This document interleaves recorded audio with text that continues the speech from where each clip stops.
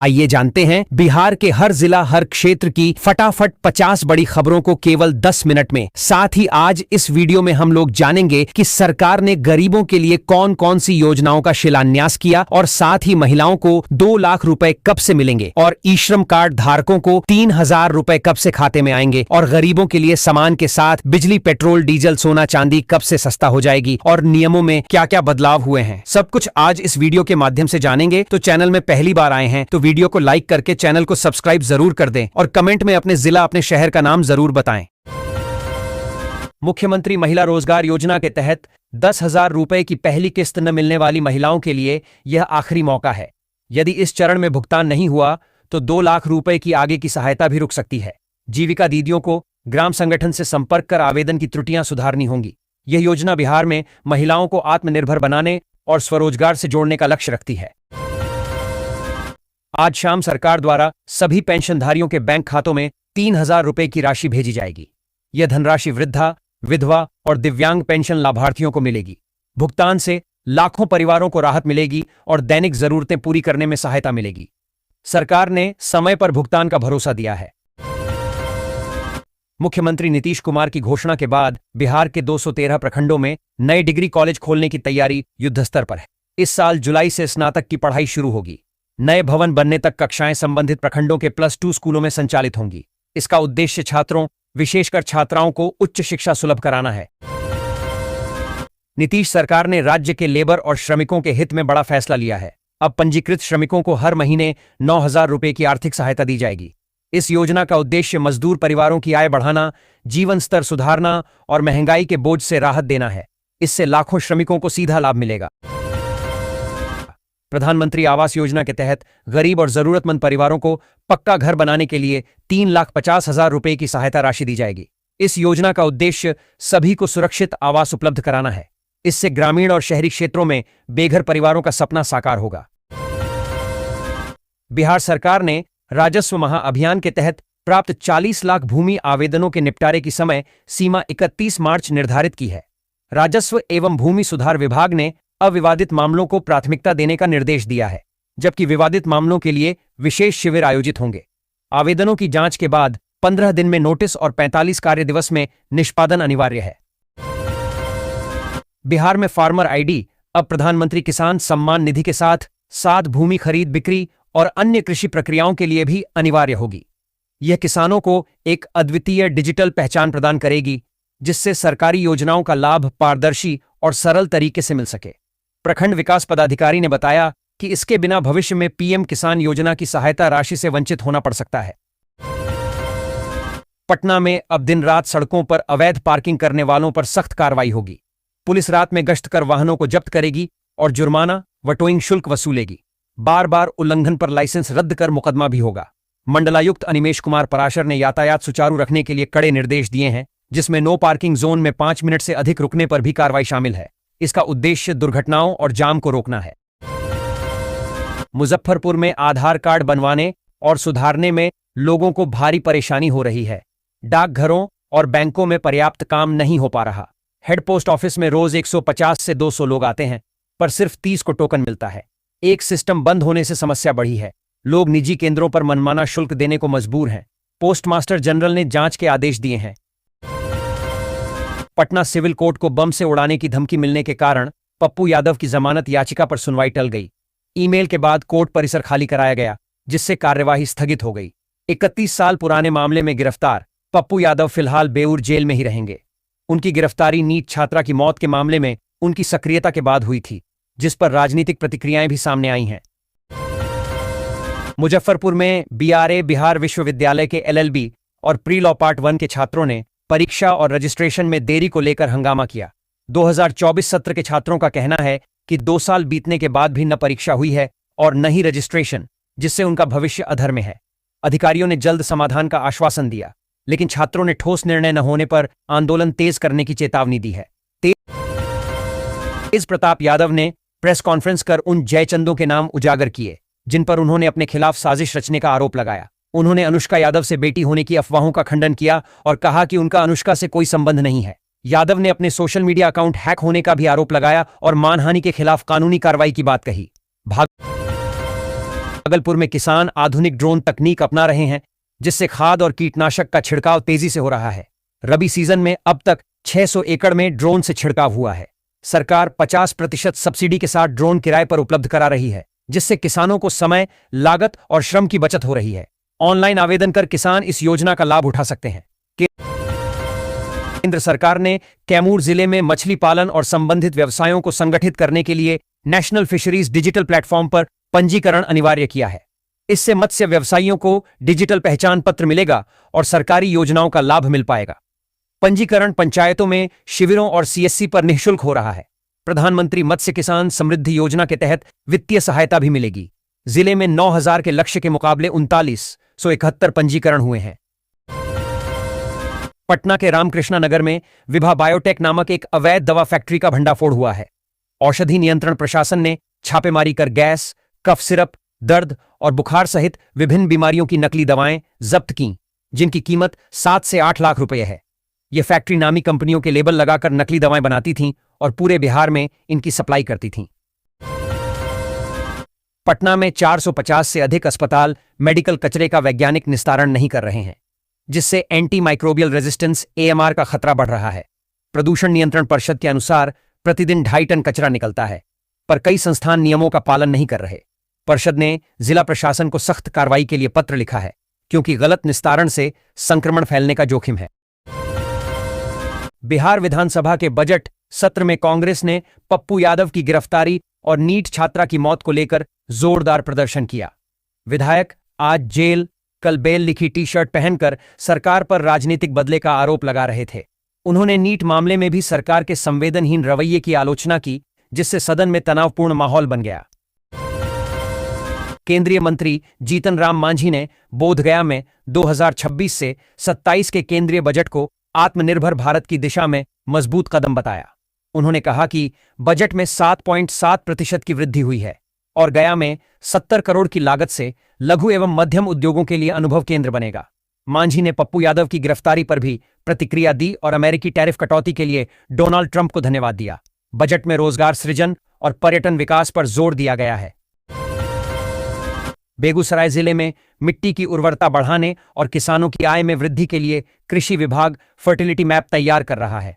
मिट्टी जांच में नाइट्रोजन, ऑर्गेनिक कार्बन और जिंक की कमी पाई गई है। किसानों को मृदा स्वास्थ्य कार्ड दिए जा रहे हैं, जिसमें उर्वरकों और सूक्ष्म पोषक तत्वों के उपयोग की सलाह है। डिजिटल युग में साइबर ठग गूगल सर्च के टॉप परिणामों का उपयोग कर लोगों को ठग रहे हैं। वे SEO और पेड विज्ञापनों के माध्यम से फर्जी कस्टमर केयर नंबरों को ऊपर लाते हैं। जब लोग सहायता के लिए इन नंबरों पर कॉल करते हैं तो ठग बैंकिंग विवरण या OTP मांगकर खाते खाली कर देते हैं। पुलिस ने आधिकारिक वेबसाइटों से ही हेल्पलाइन नंबर लेने और एड या स्पॉन्सर्ड लिंक से सावधान रहने की सलाह दी है। मधुबनी विद्युत सब डिवीजन में उपभोक्ताओं पर करोड़ों रुपए का बिजली बिल बकाया है। विभाग ने राजस्व हानि को देखते हुए घर घर मीटर जांच और वसूली अभियान शुरू किया है। 28 फरवरी तक बिल का भुगतान न करने पर कनेक्शन काटने और कानूनी कार्रवाई की चेतावनी दी गई है। सहायक अभियंता ने उपभोक्ताओं से समय पर भुगतान कर परेशानी से बचने की अपील की है। राज्यपाल आरिफ मोहम्मद खान ने किशनगंज में इमाम बुखारी यूनिवर्सिटी के दीक्षांत समारोह में शिरकत की। उन्होंने शिक्षा, मेहनत और मानवीय मूल्यों पर जोर दिया। साथ ही महिलाओं की प्रगति और मुस्लिम छात्राओं को आगे बढ़ने के लिए प्रेरित किया। राज्यपाल ने प्रधानमंत्री मोदी के 2047 विकसित भारत के दृष्टिकोण की सराहना करते हुए युवाओं से भविष्य की चुनौतियों के लिए तैयार रहने का आह्वान किया। मंत्रियों ने भी शिक्षा और सड़क विकास पर बात की। लखीसराय में फरवरी का बदलता मौसम मौसमी बीमारियों का खतरा बढ़ा रहा है। सुबह शाम ठंड और दिन में धूप से सर्दी खांसी, वायरल बुखार और गले में खराश जैसे मामले बढ़ रहे हैं। बच्चों, बुजुर्गों और महिलाओं को विशेष सावधानी बरतने की सलाह दी गई है। स्वास्थ्य विशेषज्ञों ने टीकाकरण, पौष्टिक भोजन और स्वच्छता पर जोर दिया है। साथ ही किसी भी लक्षण को नजरअंदाज न करने की अपील की है। पप्पू यादव पर चल रहा यह मामला वर्ष 1995 का है। आरोप के अनुसार शैलेंद्र प्रसाद नामक एक व्यक्ति ने शिकायतकर्ता का मकान किराए पर लिया। बाद में पता चला कि वह मकान पप्पू यादव ने धोखाधड़ी पूर्वक अपना कार्यालय चलाने के लिए लिया था। भारत अमेरिका अंतरिम व्यापार समझौते के तहत रेशम उत्पादों पर शून्य शुल्क लगने से भारतीय रेशम उद्योग को बड़ा बढ़ावा मिलेगा। भागलपुर के सिल्क उद्योग को विशेष लाभ होगा, जहां पहले 63% तक टैरिफ लगता था। इससे अमेरिकी बाजार में भारतीय उत्पादों की प्रतिस्पर्धा बढ़ेगी। निर्यात 600 करोड़ रुपए से 1000 करोड़ रुपए तक पहुंचने की संभावना है और लाखों नए रोजगार सृजित होंगे। मौसम में बदलाव के साथ बिहार के प्रदूषण आंकड़ों में सुधार हुआ है। राजधानी पटना के तारामंडल सहित प्रदेश के 9 शहरों की हवा संतोषजनक दर्ज की गई, जिसमें सासाराम सबसे स्वच्छ रहा। हालांकि हाजीपुर की हवा सबसे खराब रही, जबकि दानापुर समेत 10 शहरों में मध्यम प्रदूषण दर्ज किया गया। हवा में नमी और निर्माण कार्य प्रदूषण के मुख्य कारण बताए गए हैं। बिहार में एआई सक्षम स्मार्ट प्रीपेड मीटर बिजली चोरी रोकने में महत्वपूर्ण भूमिका निभा रहे हैं। एक पायलट अध्ययन में इन मीटरों ने बड़े पैमाने पर अनियमितताओं का खुलासा किया, जिससे 1.46 करोड़ रुपए की अतिरिक्त बिलिंग हुई। एआई अलर्ट से जांच की सटीकता बढ़ी है और AT&C लॉस में कमी आई है। इसका उद्देश्य राजस्व बढ़ाना नहीं, बल्कि बिजली व्यवस्था को पारदर्शी बनाना है। अब इस तकनीक को पूरे राज्य में लागू किया जाएगा, जिससे ईमानदार उपभोक्ताओं को लाभ मिलेगा। बिहार में पूंजीगत व्यय में 2.2% की कटौती हो रही है, जबकि राजस्व व्यय 12.75% बढ़ रहा है। वेतन पेंशन के बढ़ते बोझ के कारण यह स्थिति दीर्घकालिक विकास और प्रति व्यक्ति आय दोगुना करने के लक्ष्य के लिए अच्छी नहीं है। पूंजीगत व्यय से 1 रुपये पर 4.8 रुपये की वृद्धि होती है। फिर भी इसमें कमी आर्थिक विषमता बढ़ा सकती है और ढांचागत विकास को बाधित कर सकती है। विधायक रोहित पांडेय की पहल पर भागलपुर में स्वच्छ पेयजल सुनिश्चित करने के लिए सरकार सक्रिय है। विधानसभा में मुद्दा उठने के बाद फ्लोराइड और आर्सेनिक प्रभावित क्षेत्रों में रिमूवल प्लांट युक्त जलापूर्ति योजनाओं पर तेजी से काम हो रहा है। लोक स्वास्थ्य अभियंत्रण विभाग जून 2026 तक इन परियोजनाओं को पूरा करने का लक्ष्य लेकर चल रहा है, जिससे जिलेवासियों को शुद्ध और सुरक्षित पेयजल मिल सके। भागलपुर व्यवहार न्यायालय को सोमवार को एक ईमेल के जरिए RDX बम से उड़ाने की धमकी मिली। ईमेल भेजने वाले ने खुद को अरुण कुमार बताया और उदयनिधि स्टालिन का नाम लेते हुए तमिलनाडु पुलिस कांस्टेबलों के कथित अपमान का जिक्र किया। धमकी के बाद पुलिस ने न्यायालय परिसर को खाली कराकर सघन तलाशी अभियान चलाया। हालांकि कोई विस्फोटक बरामद नहीं हुआ, लेकिन सुरक्षा बढ़ा दी गई है और निगरानी जारी है। पूर्णिया सांसद पप्पू यादव के प्रवक्ता राजेश यादव ने बिहार सरकार और पटना पुलिस पर गंभीर आरोप लगाए हैं। उन्होंने कहा कि सरकार पप्पू यादव की जान के पीछे पड़ी है और बीमार होने के बावजूद उन्हें जबरन बेऊर जेल भेजा गया। यह जहानाबाद की बेटी के इंसाफ की लड़ाई को दबाने की साजिश है। राजेश यादव ने चेतावनी दी कि अगर पप्पू यादव को कोई नुकसान हुआ तो सड़कों पर जोरदार प्रतिकार होगा। जमुई के सोनो प्रखंड का करमटिया गांव 41 वर्षों से सोने के भंडार के बावजूद विकास का इंतजार कर रहा है। 1982 से कई बार खनन के प्रयास हुए, लेकिन हर बार रुक गए। ग्रामीण रोजगार और पलायन रोकने की उम्मीद में है, पर अब तक कोई ठोस कदम नहीं उठा। केंद्रीय मंत्री की 2021 की घोषणा भी फाइलों में दब गई, जिससे गांव में निराशा है।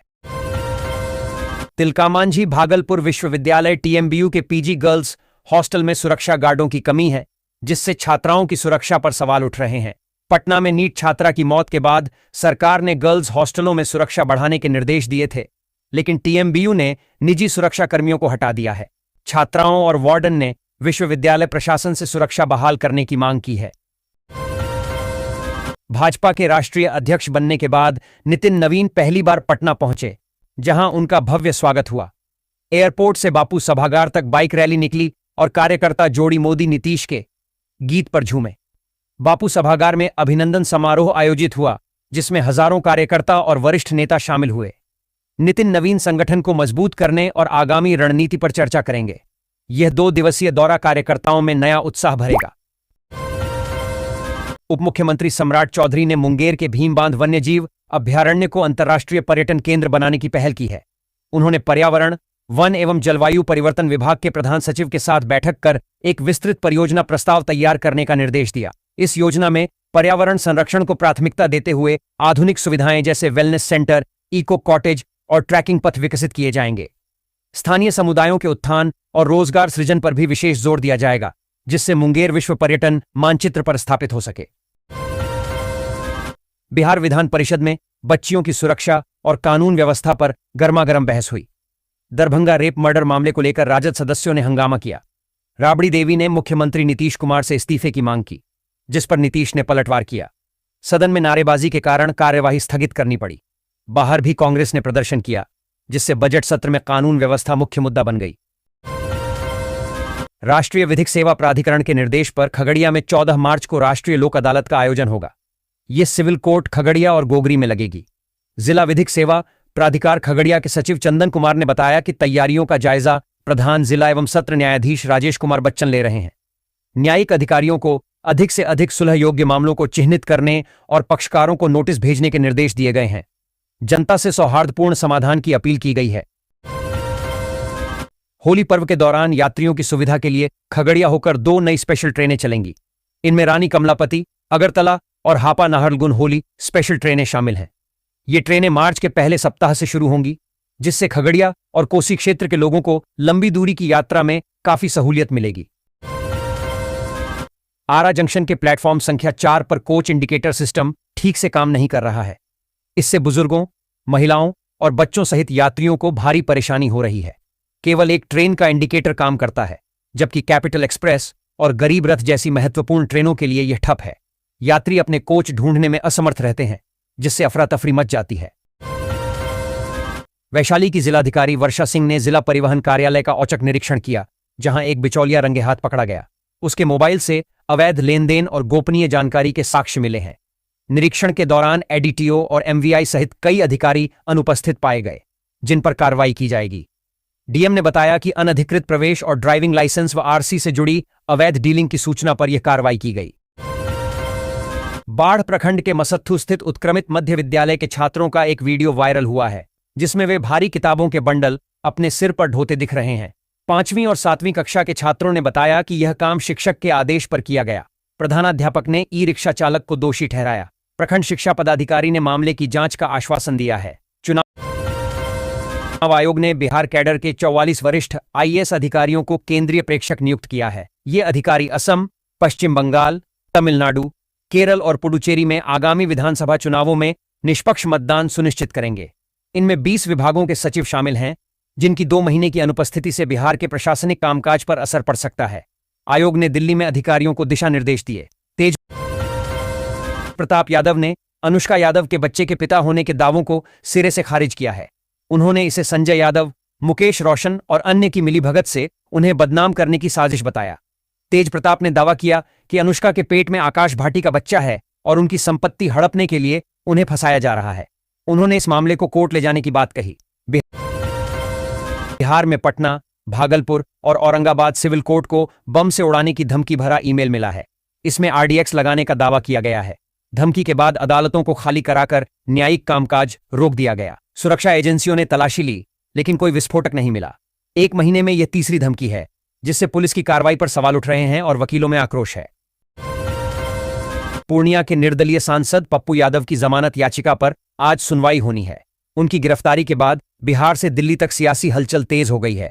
पटना में कांग्रेस कार्यकर्ताओं ने विरोध प्रदर्शन किया, जबकि दिल्ली के जंतर मंतर पर भी एनईईटी छात्रा को न्याय दिलाने की मांग को लेकर प्रदर्शन हुए। तेजस्वी यादव ने सरकार पर तानाशाही का आरोप लगाया, वहीं केंद्रीय मंत्रियों ने कानून का राज बताया। रालोमो विधायक माधव आनंद ने दावा किया है कि कांग्रेस का अब कोई वास्तविक राजनीतिक अस्तित्व नहीं बचा है। उन्होंने कहा कि कांग्रेस के सभी विधायक वैकल्पिक मंच तलाश रहे हैं और उनके संपर्क में हैं। आनंद ने कांग्रेस के कमजोर संगठन और नेतृत्वहीनता पर टिप्पणी की, साथ ही तेज प्रताप यादव पर भी बयान दिया। रालोमो बिहार में एक मजबूत ताकत के रूप में उभरने का दावा कर रही है। भाजपा के राष्ट्रीय अध्यक्ष नितिन नवीन के पटना दौरे के कारण 9 फरवरी को शहर में बड़े पैमाने पर यातायात व्यवस्था में बदलाव किया जाएगा। सुबह 11 बजे से कार्यक्रम समाप्ति तक एयरपोर्ट से बापू सभागार और भाजपा कार्यालय तक मुख्य मार्गों पर डायवर्जन लागू रहेगा। लोगों को वैकल्पिक मार्गों का उपयोग करने और एयरपोर्ट पर समय से पहले पहुंचने की सलाह दी गई है। भाजपा के राष्ट्रीय अध्यक्ष नितिन नवीन सोमवार को पटना पहुंच रहे हैं। 2 दिवसीय प्रवास के दौरान उनका भव्य अभिनंदन किया जाएगा। राष्ट्रीय अध्यक्ष बनने के बाद यह उनका गृह प्रदेश में पहला आगमन है, जिससे कार्यकर्ताओं में भारी उत्साह है। गांधी मैदान स्थित बापू सभागार में एक भव्य समारोह आयोजित होगा, जहां वे हजारों कार्यकर्ताओं से संवाद कर संगठन को मजबूत करने का संदेश देंगे।